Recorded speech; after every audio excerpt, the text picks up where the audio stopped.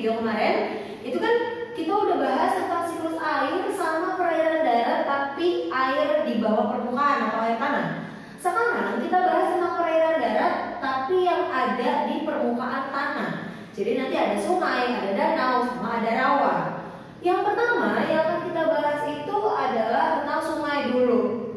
Oke, teman-teman semuanya pasti sudah tahu apa itu sungai. Sungai itu kan air yang mengalir dari hulu ke hilir.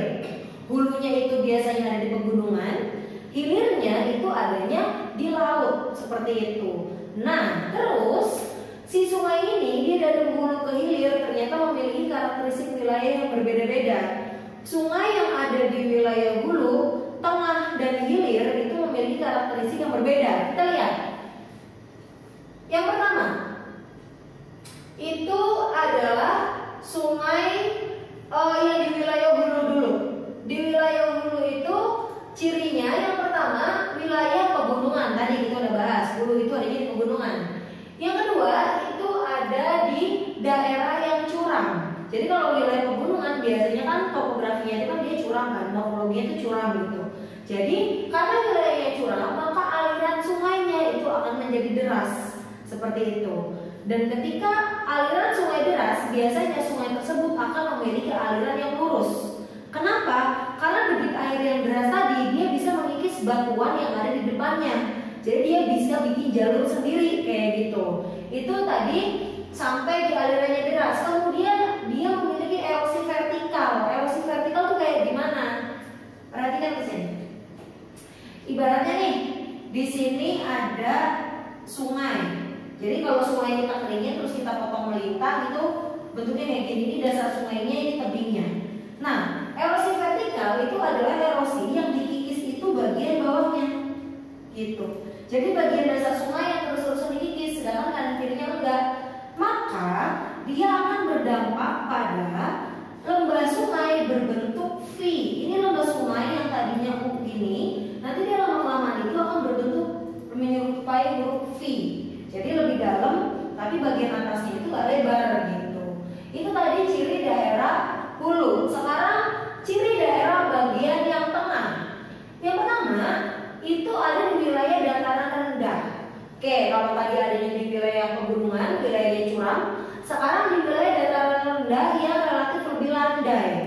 Karena wilayahnya itu landai, maka aliran sungai itu biasanya akan lebih lambat gitu. Bahkan di permukaan sungai bagian atasnya itu terlihatnya itu sangat tenang kayak gitu. Nah, terus aliran sungainya itu lebih tenang. Yang ketiga, terjadi erosi itu campuran. Kalau yang tadi nih, yang hulu kan yang dierosi bawahnya doang.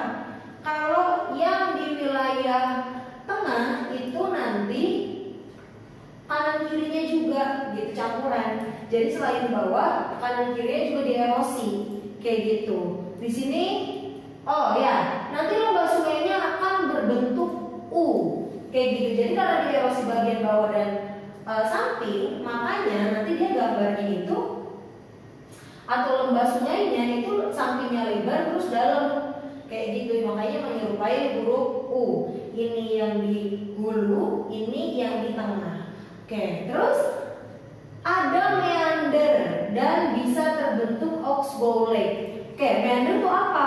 Meander itu adalah kelokan sungai. Jadi kalau misalkan kita ngeliat nih, sungai-sungai yang ada di dataran rendah biasanya dia itu belok-belok. Kayak contohnya sungai Amazon, itu kan dia ada di wilayah dataran, makanya dia itu nanti berkelok-kelok kayak gini. Jadi si air sungai itu nggak bisa mengikis terlalu banyak batuan yang ada di depan dia, makanya dia lebih mengikuti medan kayak gitu. Kalau yang dicuram kan dia deras nih, makanya dia bisa bikin jalur sendiri. Nah, ini meander atau kelokan sungai. Oke, terus karena adanya meander ini dapat terbentuk yang namanya oxbow lake atau danau tapal kuda. Jadi si meander ini nanti bisa terpotong, alirannya bisa terpotong sehingga nanti dia bisa membentuk satu danau tapal kuda atau oxbow lake namanya. Prosesnya gimana? Lihat, ini kan meander nih. Meander itu kalau misalkan dia dialiri sama air, maka air itu akan menabrak daerah yang sini, terus alirnya terus nabrak sini nih. airnya nabrak sini, terus nanti dia dibelok, yang ditabrak daerah sini, belok lagi, yang daerah sini yang ditabrak terus. Artinya kita bisa bilang daerah sungai atau bagian sungai yang luar, ini bagian luar, itu merupakan daerah yang mengalami erosi atau yang dikikis. Sedangkan sungai yang bagian dalam, lakukan bagian dalamnya, ini dia mengalami sedimentasi atau pengendapan. Oke, gitu. Bayang ya. Jadi keluhannya sebelah sini ditabrak, sebelah sini ada endapannya.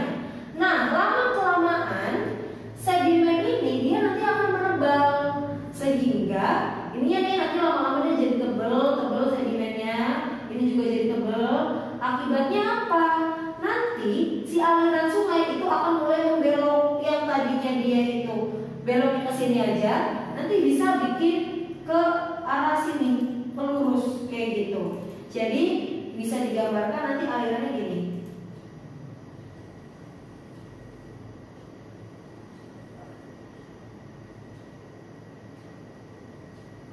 Gitu. Nah, terus ini belok sini ya. Jadi nanti aliran air tadi dia akan mengarah ke sini sama mengarah ke sini. Oke. Nanti kan yang dari sini juga dia gabung sini nih. Nah, lama kelamaan bagian sini kan ini terus-terusan tersedimen, dan ini sedimen akan terus berjalan nih. Bagian sini dia lama kelamaan nanti tertutup, sehingga aliran sungai itu nanti terpotong. Gitu.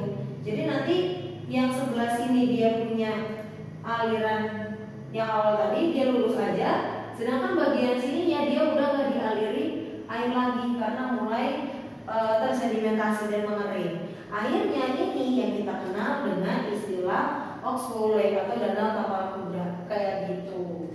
Nah, itu tadi bagian sungai yang bagian tengah. Sekarang ke bagian sungai yang hilir atau wilayah yang di dekat pantai. Nah, itu ciri-cirinya. Yang pertama dia itu ada di wilayah muara.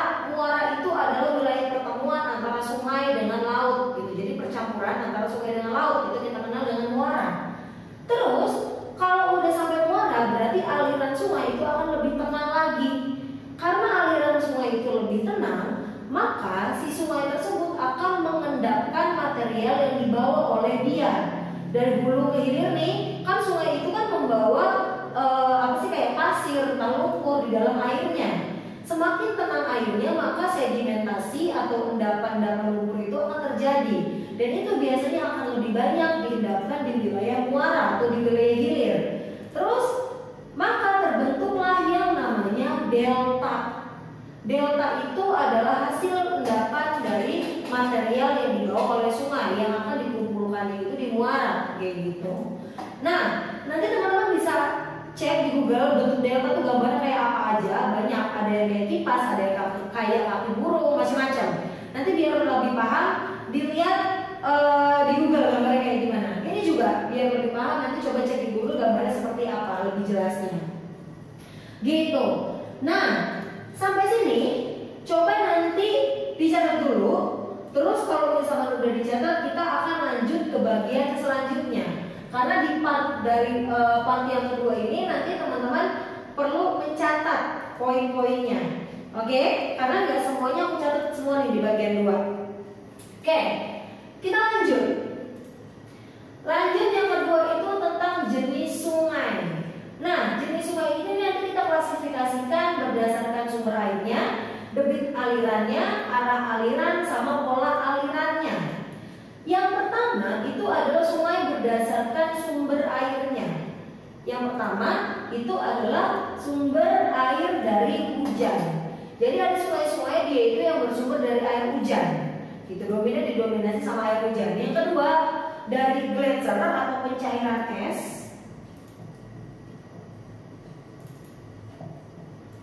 Yang ketiga itu campuran, bisa dari air hujan sama pencairan es, kayak gitu. Oh ya, ini satu lagi nanti ada yang mata air. Nah, itu. Jadi campuran itu nanti campuran dari A, B, dan D, gitu. Nah terus yang kedua itu berdasarkan debit alirannya. Debit aliran itu banyaknya air yang mengalir pada sungai tersebut. Oke, catat ya. Debit aliran adalah banyaknya air yang mengalir dalam sungai tersebut. Itu definisi sederhananya lah. Kayak gitu. Yang pertama itu adalah sungai permanen. Sungai permanen itu adalah sungai yang airnya akan selalu ada atau selalu banyak, baik ketika musim hujan ataupun musim kemarau. Oke, sambil dicatat, sungai permanen itu adalah sungai yang alirannya selalu banyak ketika musim penghujan ataupun musim kemarau. Oke, yang kedua itu sungai periodik atau ada periodenya. Sungai periodik adalah sungai yang airnya itu banyak ketika musim hujan dan sedikit ketika musim kemarau. Oke, sambil dicatat ya. Tadi sungai periodik itu banyak airnya ketika musim hujan dan lebih sedikit ketika musim kemarau. Nah terus yang ketiga, sungai episodik.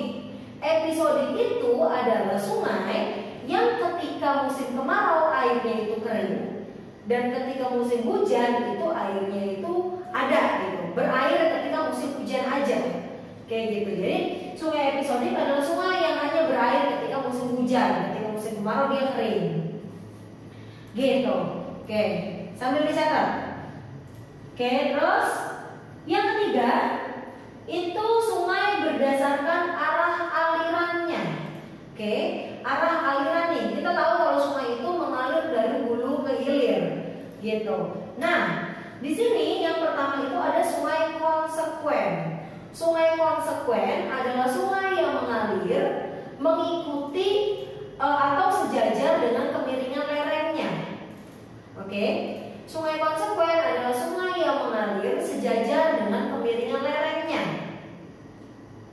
Oke, yang kedua itu sungai subsekuen. Sungai subsekuen adalah sungai yang arah alirannya memotong sungai konsekuen. Jadi konsekuen di sini, subsekuen di sini, jadi dia berpotongan gitu. Itu tadi sungai subsekuen. Dia memotong arah aliran sungai konsekuen. Yang ketiga itu sungai resekuen. Resekuen itu adalah sungai yang anaknya sungai subsekuen dan sejajar dengan konsekuen. Oke, ulang ya. Sungai resekuen itu adalah sungai yang merupakan anak dari sungai subsekuen dan arah alirannya itu sejajar dengan sungai konsekuen. Oke, terus sungai obsekuen. Obsekuen itu adalah sungai yang arah alirannya berlawanan dengan sungai konsekuen. Oke, obsekuen itu arah alirannya berlawanan dengan sungai konsekuen. Terus yang kelima itu ada sungai insekuen. Insekuen itu adalah sungai yang arah alirannya tidak mengikuti struktur batuan, sehingga arah alirannya itu tidak beraturan, gitu. Sungai insekuen itu sungai yang arah alirannya tidak mengikuti struktur batuan atau struktur geologinya, sehingga arah alirannya itu tidak beraturan. Oke. Nah, terus ada dua arah aliran sungai yang istimewa. Di sini adalah sungai yang dapat mengimbangi pengangkatan dari tanah atau pengangkatan batuan. Itu adalah sungai anteseden. Jadi sungai anteseden itu adalah sungai yang dapat mengimbangi pengangkatan batuan sehingga arah alirannya itu tetap. Oke, gampangnya sungai anteseden itu adalah sungai yang arah alirannya tetap karena dapat mengikuti atau dapat mengimbangi pengangkatan batuan, gitu. Jadi kalau misalkan dasar sungainya itu dia mengalami pengangkatan atau penurunan, si sungai anteseden ini bisa mengirangi, bisa mengimbangi gitu. Jadi ketika ada pengangkatan dasar sungainya, itu bisa dikikis sama si sungai anteseden, sehingga nanti dasar sungainya itu rata lagi, kemudian arahnya itu akan tetap arah alirannya, gitu. Jadi sungai anteseden adalah sungai yang dapat mempertahankan arah alirannya. Sedangkan sungai reverse itu kebalikannya antecedent, dia tidak dapat mengimbangi pengangkatan batuan sehingga arah alirannya itu berubah. Gitu. Jadi reverse itu sungai yang tidak dapat mempertahankan arah alirannya. Oke, tadi itu si arah aliran dari sungai. Nanti kalau misalkan tadi catatnya masih ketinggalan, bisa di pause dulu terus dicatat kayak gitu. Nah, terus kita lanjut ke pola aliran sungai. Jadi dari si arah aliran ini nanti sungai akan membentuk sebuah pola aliran. Itu berkaitan juga dengan kondisi geologi wilayah sungai tersebut. Lihat, kalau misalkan sungai itu ada di wilayah yang datar, cenderung sungai tersebut akan membuat belokan-belokan atau meander. Ingat ya, jadi kalau misalkan dia ada di wilayah datar, biasanya sungai itu akan berkelok dan menyebar biasanya. Yang kedua, ketika si sungai itu ada di wilayah yang curam, maka dia itu akan menjadi lurus arah alirannya. Oke? Kalau dia ada di wilayah curam, alirannya deras, maka dia jadi lurus. Kalau misalkan dia itu ada di daerah puncak gunung atau ada di daerah cekungan, maka dia akan memiliki satu pusat. Pusatnya itu bisa pusat yang berupa cekungan sehingga air itu semuanya berpusat ke dia, atau pusatnya itu berupa puncak gunung sehingga air itu menyebar dari si puncaknya itu. Nah, terus yang selanjutnya itu adalah di wilayah patahan atau lipatan. Karena di patahan atau lipatan, maka si sungai tersebut dia akan membentuk sudut kurang lebih 90 derajat lah, atau bentukannya itu kaku kayak gitu. Nah, itu tadi karakteristiknya, ciri-cirinya dari pola aliran sungai. Sekarang ini ada jenis-jenis pola aliran sungai. Oke. Nah, coba nanti sebelum kita lanjut ke pola aliran sungainya, selesai dulu catatannya. Kemudian kamu cari di Google, cari gambar-gambar pola aliran sungai. Tapi gambarnya aja, nanti kita main tebak-tebakan di situ. Kira-kira kamu identifikasi nih, si sungai-sungai ini dia adanya di wilayah kayak gimana? Apakah dia di wilayah datar, apakah dia di wilayah curam, apakah dia itu di wilayah puncak gunung, lipatan atau patahan dan sebagainya. Nanti kasih tulisan aja dulu deh, kasih tanda namanya sungai apa, letaknya di mana. Nanti kita koreksi benar atau enggaknya. Oke? Nah, yang pertama itu adalah pola aliran dendritik. Pola aliran dendritik itu adalah pola aliran yang menyebar. Gitu, dia banyak membentuk kelokan. Makanya dia itu ada di wilayah yang datar. Jadi dendritik ada di wilayah datar. Nah, terus yang kedua itu pinet. Pinet itu seperti yang kalian lihat di gambar, dia itu akan gambar garisnya itu lurus-lurus gitu. Jadi kalau misalkan dia ada di wilayah yang curam, maka dia akan membentuk sebuah aliran yang lurus. Makanya pinet itu ada di wilayah curam. Yang ketiga itu adalah rektanguler. Ingat ya, rektanguler. Rektanguler itu adalah sungai yang ada di wilayah patahan. Oke. Terus trellis.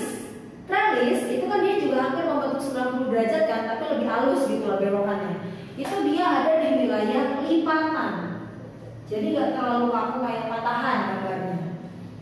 Anular itu adalah aliran sungai yang berpusat pada wilayah dom.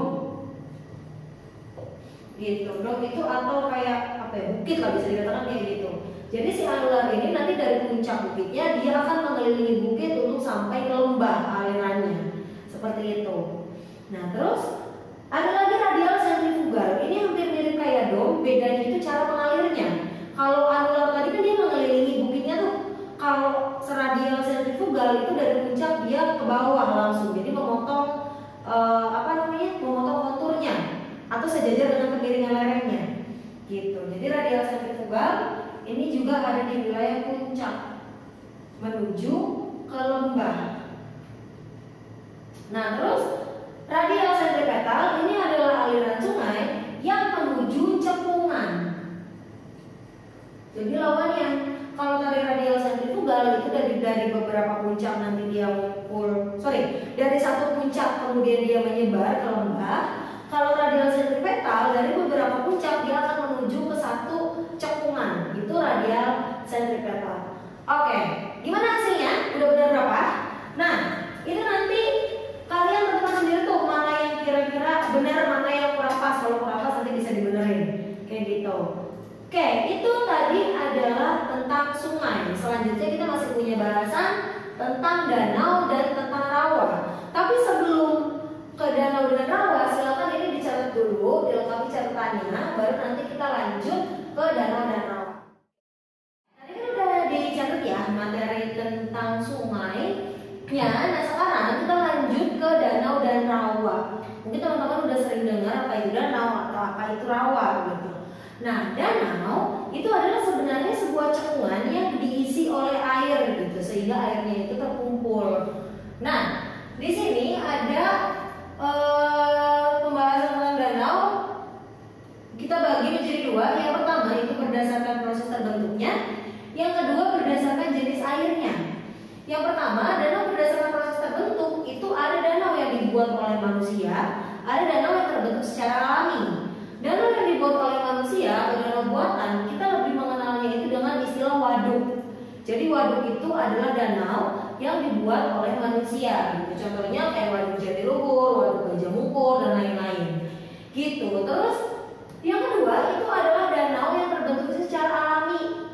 Gitu. Secara alami artinya karena peristiwa alam yang mengakibatkan munculnya suatu cekungan, kemudian cekungan itu diisi oleh air. Yang pertama itu adalah danau tektonik. Danau tektonik berarti dia karena peristiwa tektonik, karena aktivitas lempeng yang mengakibatkan munculnya sebuah cekungan. Contohnya kayak Danau Poso, Tempe, terus Danau Sentani, sama Danau Tondano.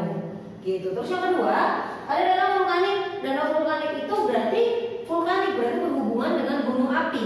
Ini adalah danau-danau yang terbentuk di kawah-kawah gunung apinya. Contohnya kayak danau yang di kawah Gunung Kelut, terus danau Kelimutu, terus juga kayak Ranupani, Ranukumbolo yang di Semeru, itu semuanya contoh danau vulkanik. Kemudian ada danau tektovulkanik. Ini gabungan dari peristiwa tektonik dan peristiwa vulkanik. Yang paling terkenal di Indonesia itu adalah Danau Toba, gitu. Terus yang keempat itu Danau Kars. Danau Kars itu terbentuk karena ada wilayah kapur yang kemudian mengalami pelarutan sehingga batuan kapurnya itu lama-lama berlubang dan terbentuklah sebuah cekungan yang kemudian terisi oleh air. Nah itu contohnya kayak Lokva Bendo Gede, gitu. Terus yang terakhir itu Danau Tapal Kuda yang tadi sebelumnya kita udah pernah bahas, gitu. Danau Tapal Kuda itu terbentuk karena ada aliran meander yang terpotong, gitu. Jadi ada kelokan sungai yang terpotong, terbentuklah jadi Danau Tapal Kuda. Contohnya Danau Tapal Kuda yang dihilir Sungai Mahakam, gitu. Yang kedua itu adalah danau berdasarkan jenis airnya. Ada danau air tawar, biasanya dia bersumber dari mata air, dari air sungai, air hujan, atau dari geyser. Terus ada juga danau air asin. Danau air asin ini dia terbentuk bisa dari si danau itu terperangkapnya sebuah air laut sehingga terbentuklah danau seperti itu.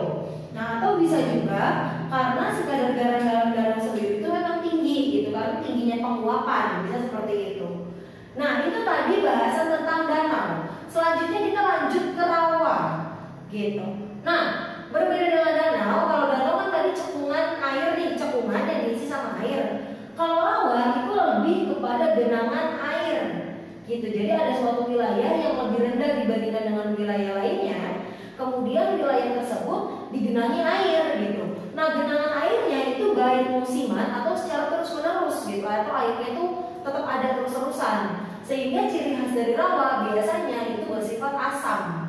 Nah, di sini yang pertama jenis rawa itu berdasarkan lokasinya. Jadi lokasi rawa itu bisa di mana aja sih? Gitu. Yang pertama ada rawa pantai. Rawa pantai yang berarti terjadi karena adanya pasang surut dari air laut, gitu. Biasanya ada di sekitar pantai. Yang kedua itu ada rawa payau. Rawa payau itu sebenarnya dia ada di dekat laut juga, di sekitar muara. Tapi di situ bukan cuma dipengaruhi sama air laut, tapi juga air sungai yang di muara itu. Jadi air sungai sama air laut itu bercampur menjadi rawa payau. Yang ketiga itu rawa sungai. Rawa sungai itu adanya di kanan kiri sungainya. Jadi kalau ada aliran sungai, terus ketika sungainya meluap itu menggenangi wilayah kanan kiri sungai, itu dikenal dengan rawa sungai. Dan yang keempat itu rawa danau. Ini juga sama. Rawa danau adanya di sekitaran danau. Ketika danaunya meluap, maka terbentuklah si genangan-genangan yang ada di kanan kiri danaunya. Itu dikenal dengan rawa danau. Nah, terus selanjutnya itu ada jenis rawa berdasarkan rasa airnya. Ada yang asin, ada yang payau, ada yang tawar. Asin berarti tadi dia bersumber dari air laut. Kalau yang tawar dia bisa bersumber dari air sungai atau air hujan. Terus kalau rawa air payau itu gabungan antara air asin sama air tawar. Gitu. Nah, terus yang terakhir, ini adalah jenis rawa berdasarkan kondisi air dan tumbuhan yang hidupnya. Jadi rawa itu kan sangat erat kaitannya dengan tingkat keasaman yang tinggi kan. Tingkat keasaman tersebut terjadi karena si air yang di rawa itu biasanya dia nggak ganti-ganti, itu terus airnya selalu tergenang sehingga muncullah oksidasi dari si zat-zat yang ada di dalam rawa tersebut kayak gitu. Nah, jenisnya itu ada 3, ada swam, ada mars, sama ada bog.